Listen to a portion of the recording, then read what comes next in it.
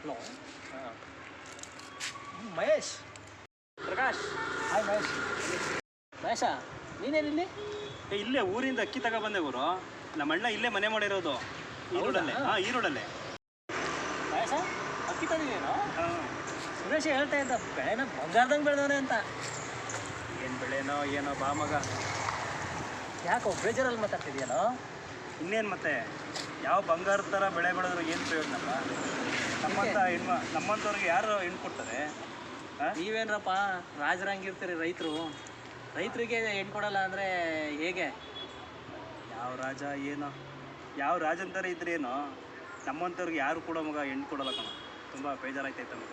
ಏನೋ ಮಾತಾಡ್ತಿದ್ದೆ ಮಹೇಶ, ನಿನ್ನಂಥ ಒಳ್ಳೆ ಹುಡುಗನಿಗೆ ಹೆಣ್ಣು ಕೊಡಲ್ವಾ? ನಾನು ಹುಡುಕಿ ನೋಡ್ತೀನಿ ಬಾರೋ. ಮಗ, ಹುಡುಗಿನ ಆಗಲೇ ಹುಡುಕಿದ್ದೀನೋ. ಯಾರ ಹುಡುಗಿ? ತುಂಬ ಖುಷಿ ಆಗ್ತಾ ಇದೆ.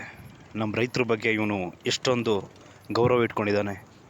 ಇವಳ ತಂಗಿನ ನಾನು ಕೇಳ್ಬೋದು. ಅದೇ ಮಗ, ನಿಮ್ಮ ತಂಗಿ ಕೊನೆ ಉಳಿದಾರಲ್ಲ, ಶ್ರಾವಣಿ. ಏನಂದರೆ ನನ್ನ ತಂಗಿ ಶ್ರಾವಣಿನ ನಿನ್ನ ಕೊಟ್ಟು ಮದುವೆ ಮಾಡಬೇಕಾ? ಏನು ಕೆಲಸ ಕಾರ್ಯ ಇದೆ ಅಂತ ನೀನು ನನ್ನ ತಂಗಿ ಕೇಳಕ್ಕೆ ಬಂದಿದ್ದೀಯ? ನೋಡು ಮಹೇಶ, ಇದೇ ಫಸ್ಟ್ ಆ್ಯಂಡ್ ಲಾಸ್ಟು. ಈ ವಿಚಾರನ ಮುಂದಿಟ್ಕೊಂಡು ನಿನ್ನ ಮುಂದೆ ನನ್ನ ಜೊತೆ ಮಾತಾಡೋಕ್ಕೆ ಶುರು ಮಾಡಿದ್ರೆ ಸರಿ ಬರಲ್ಲ. ಇದೇ ಫಸ್ಟ್ ಆ್ಯಂಡ್ ಲಾಸ್ಟು. ಬರ್ತೀನಿ. ದೇವ್ರೆ, ನಾನು ರೈತನ ಮಗನಾಗಿ ಹುಟ್ಟಿದ್ದೆ ತಪ್ಪ. ಇವಳ ತಂಗಿನ ಮದುವೆ ಆಗ್ತೀನಿ ಅಂತ ಹೇಳಿದೆ ತಪ್ಪ.